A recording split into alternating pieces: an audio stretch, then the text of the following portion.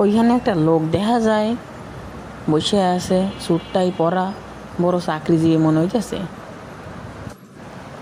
বউয়ের সাথে আর যদি কোনোদিন ঝগড়া করছি, দিল ঘর থেকে বের করে।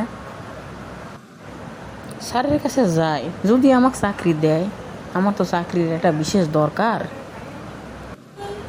বউ যে খেবে আছে, আজ মনে হয় বাসায় ঢুকতে দিবে না। ও স্যার, আপনাকে অনেকক্ষণ থেকে দেখতেছি বেঞ্চে বসে আছেন।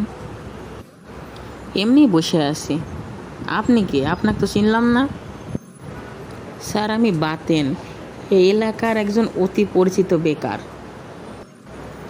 আপনি মনে হয় মেলা বড় অফিসার, আমার একটা চাকরি দিবেন স্যার?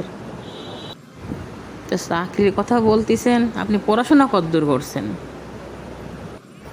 স্যার, পড়াশোনা বেশি দূর করবার পারি নাই, এর জন্য স্যার আমার কোনো দোষ নাই, দোষ সব স্যার করে।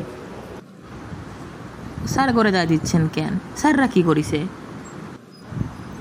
আর কয়েন না স্যার, তিনবার ম্যাট্রিক পরীক্ষা দিছি, তাও স্যাররা আমাকে পাশ করায় নাই। এই দুঃখ আমি কোনে রাখবো স্যার? আপনার তো তাহলে মেলা দুঃখ, স্যাররা আপনাকে বুঝলো না? হয় স্যার, স্কুলের স্যারেরা আমাকে বুঝলো না। স্কুলের স্যারেরা আমাকে না বুঝলেও আমার মধ্যে স্যার মেলা ট্যালেন্ট আছে। তা আপনার ভেতরে যদি এতই ট্যালেন্ট থাকে, আপনার কিছু প্রশ্ন করি, ঠিকঠাক মতো যদি উত্তর দিবার পারেন, তা আপনার চাকরি হবে। আপনার প্রশ্ন করতে যতক্ষণ, চাকরি আমার হইল বলে।